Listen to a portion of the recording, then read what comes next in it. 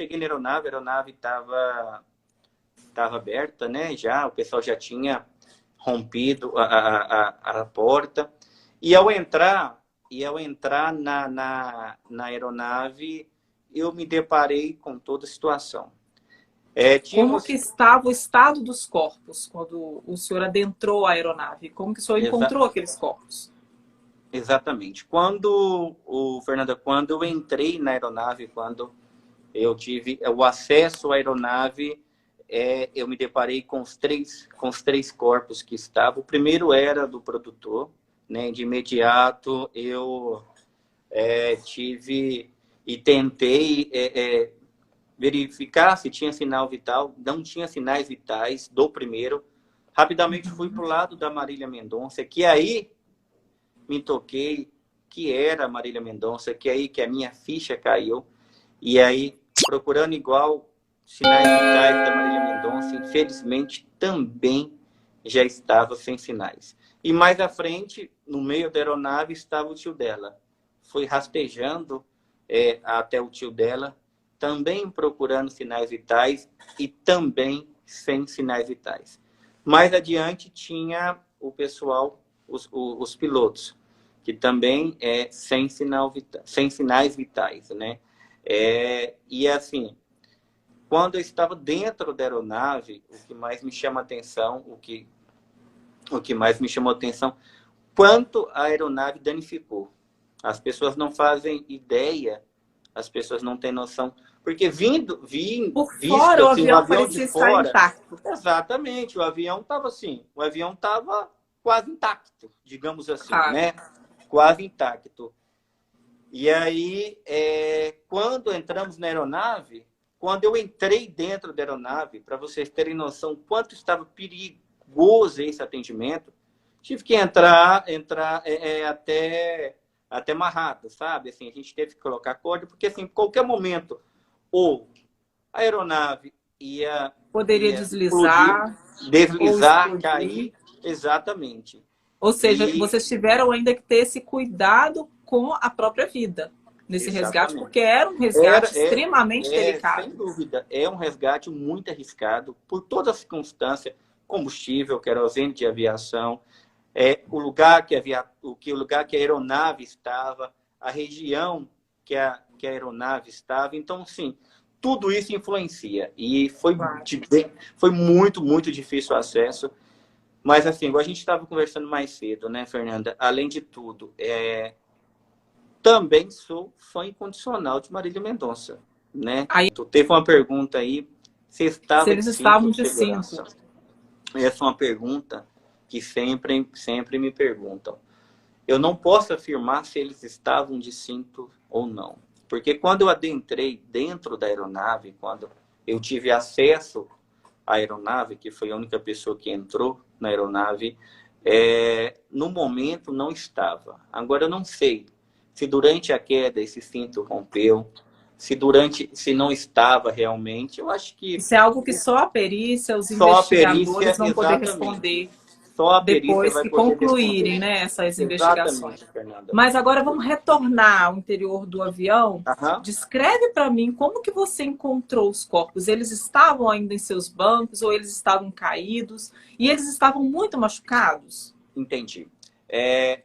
O primeiro a ser encontrado foi o produtor. Ele estava no meio da aeronave, né?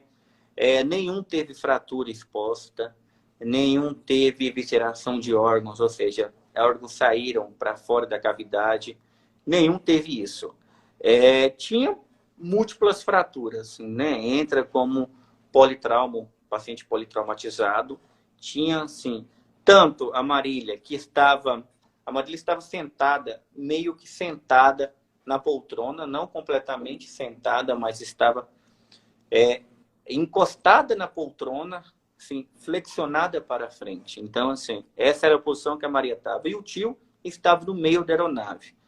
É uma conclusão, todos estavam meio que no meio da aeronave. Então, assim, não tinha ninguém que estava no banco, não tinha ninguém que estava na poltrona, digamos assim, sabe? Essa foi Certo. a maneira que eu encontrei. Essa Você foi a Marília encontrou. estava do O que, lado. o que, que pode... Desculpa. O que que pode ter causado a morte deles? Seria o próprio impacto da queda do avião? Ou Fernanda, eles podem... O que que, né, como médico, como que o senhor consegue descrever ali pelos traumas, pela forma com que esses corpos foram encontrados? Eu imagino que as mortes foram causadas pelo impacto mesmo, pela causa do impacto. Assim, tem relatos que o avião girou antes de cair, teve relato que o avião desceu, assim, só a perícia que sabe, vai saber explicar, e quem é nós para falar o que aconteceu, de quem foi a culpa, isso não é nossa função. Mas eu acho que, assim, a causa real da morte mesmo foi o impacto no solo. Isso aí eu não tenho dúvida. O tipo de fraturas, né, como estavam fraturados os corpos, a gente até cita um exemplo que é um tipo de fratura de pessoas que caem de elevador, da maneira do impacto que cai, assim, fraturas de membros inferiores. Então, assim, eu imagino, claro, que a perícia que vai explicar exatamente, concluir, mas eu imagino que seja pelo impacto. Não tem outra causa. E essa morte foi instantânea? O senhor acredita que ela foi instantânea? Não tenho dúvida. Não tenho dúvida que a morte eu tive essa sensação depois que eu entrei na aeronave. Porque assim... Certo. Até então, pela forma como que a aeronave estava por fora, o senhor acreditou em algum momento que houvessem sobreviventes lá dentro?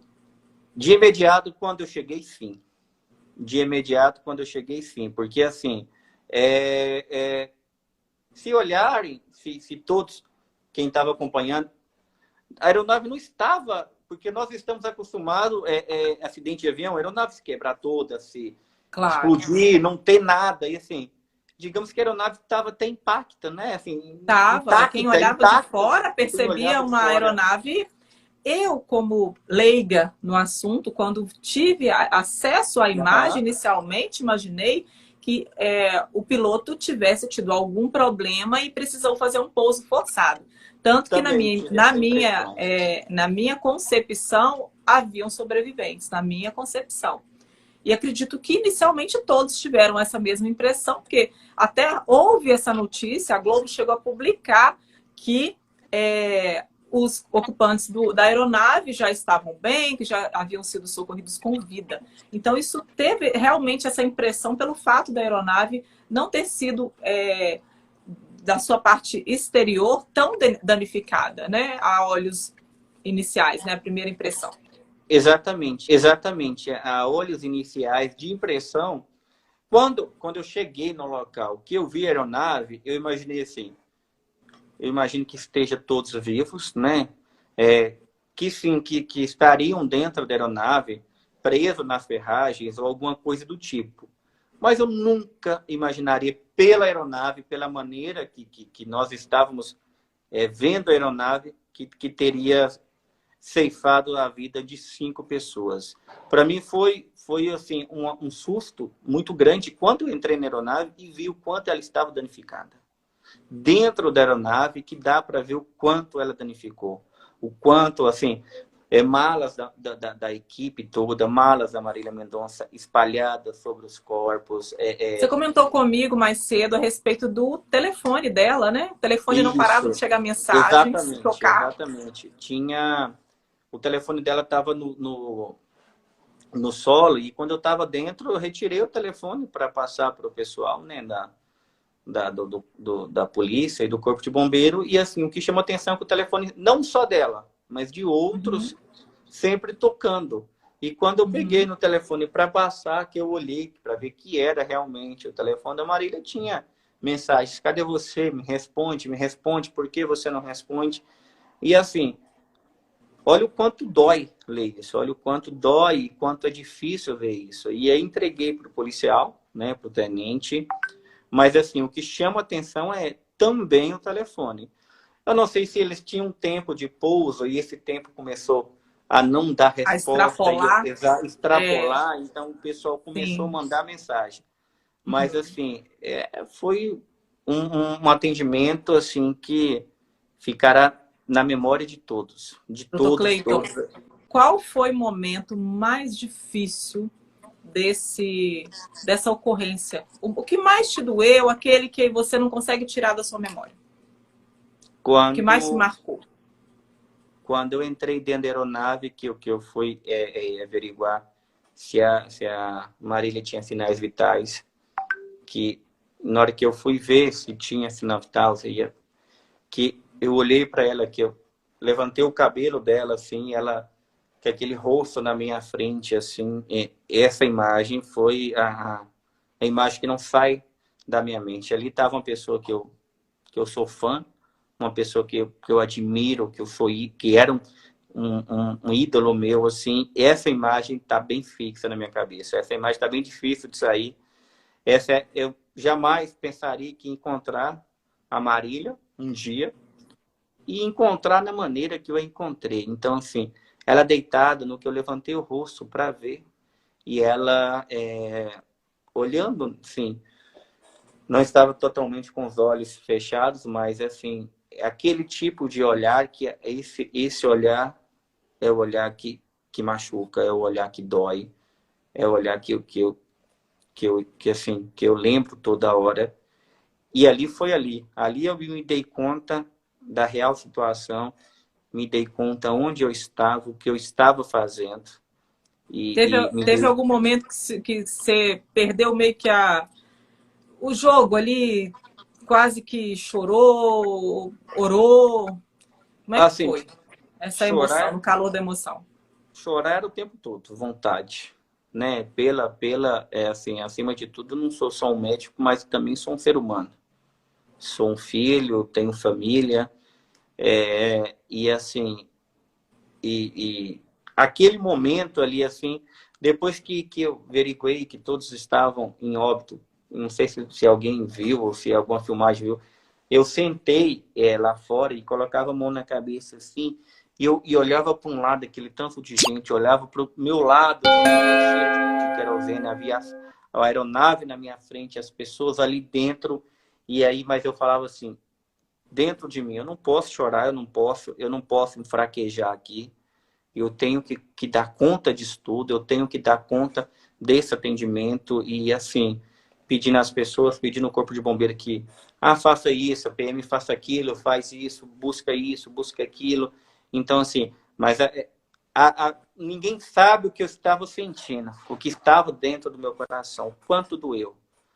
E, assim, você relatou para mim que você chegou a pegá-la no colo e ficou com o cheiro, o perfume isso, dela. o que acontece? Quando a gente entrou dentro da aeronave, quando eu entrei dentro da aeronave, para a gente ver, um perfume muito, muito doce e maravilhoso. E esse perfume, eu não sei se ele quebrou, se era perfume dela ou se estava, mas estava na roupa dela. E aí, quando a gente foi retirar, que foi para passar, né, para a marca, para passar, para retirar, ficou no meu colo e esse perfume ficou na minha roupa, né? E esse perfume, e eu fiquei sentindo esse perfume e, assim, eu até comentei com minha esposa, até falei que o lugar que tiver, ou quem estiver com aquele perfume é irreconhecível, assim. E esse perfume ficou na minha roupa.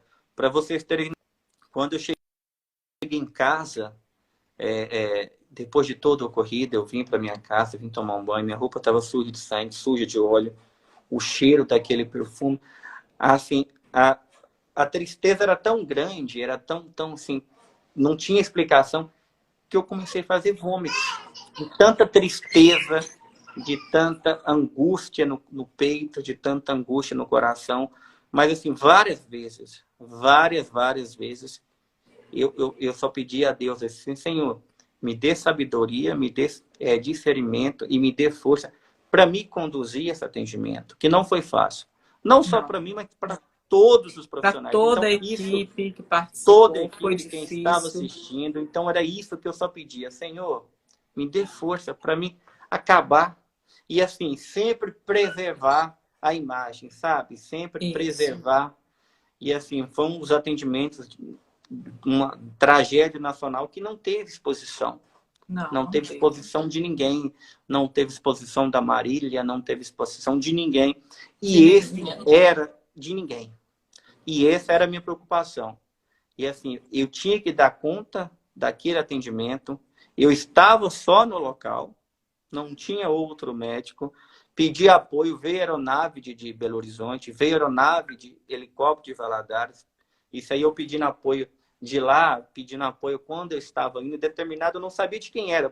Fiquei sabendo que tinha caído um avião e eu pedi apoio à esquadrilha, pedi apoio ao BOA, pedi apoio à polícia. E assim, eu só pedia, Senhor, me dê força. E conforte, naquele mesmo momento, Senhor, conforte os familiares dessas pessoas. Só isso. Que assim, nós que trabalhamos, Fernanda, com resgate, cada atendimento é um atendimento, cada história é uma história, cada vida é uma vida. E assim, ali tinha todo o contexto de quem você gostava, de quem você admirava pelo trabalho. E tudo. Então, assim, eu só pedia força. Força para Deus. Eu não podia enfraquecer. Eu não podia enfraquejar. Eu não podia me dar o luxo de falar, tô cansado, eu tô todo machucado, Tô tô todo esgotado, roxo. tô todo... triste.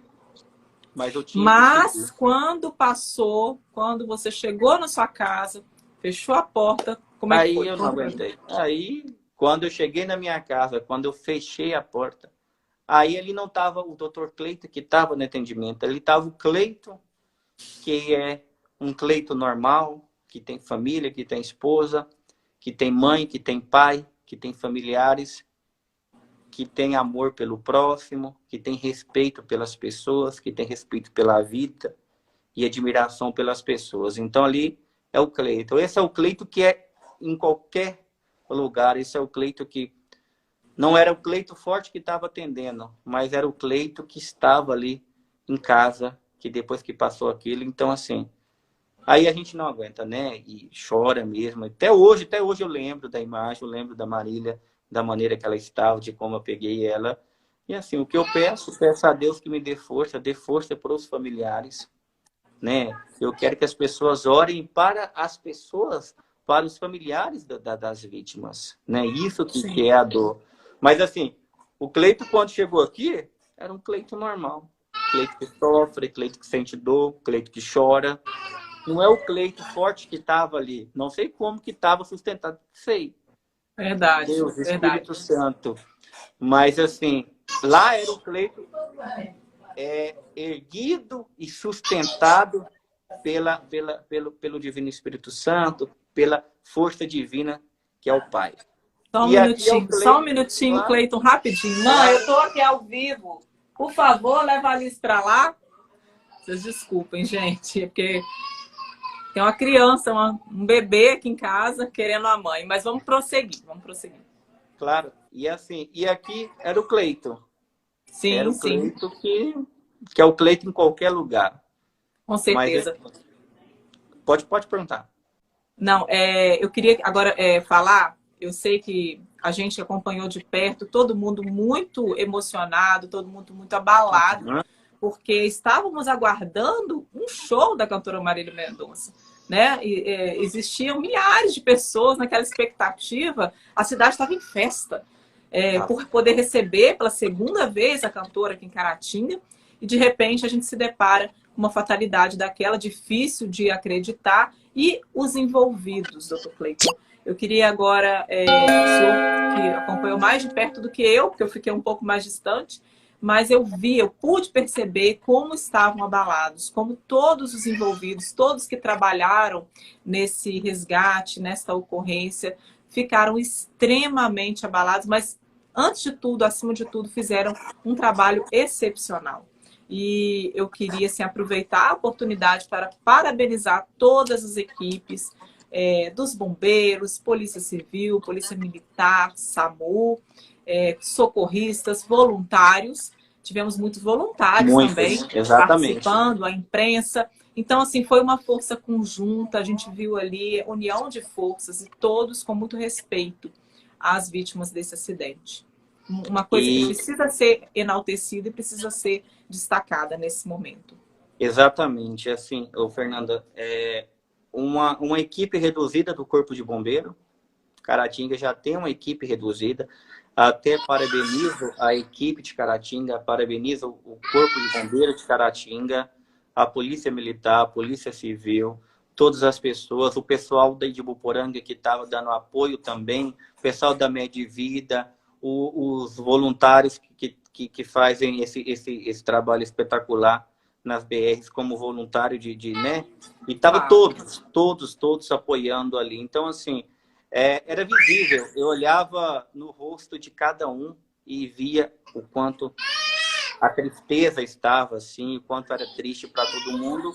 E o que eu falei, se tinha alguém que tinha que coordenar e manter a equipe, tinha que ser eu. Então, eu só pedia a Deus. Só pedia força e foi o que foi. Infelizmente, não é todos os dias que conseguimos, né, ter atendimentos e ter glórias e finais felizes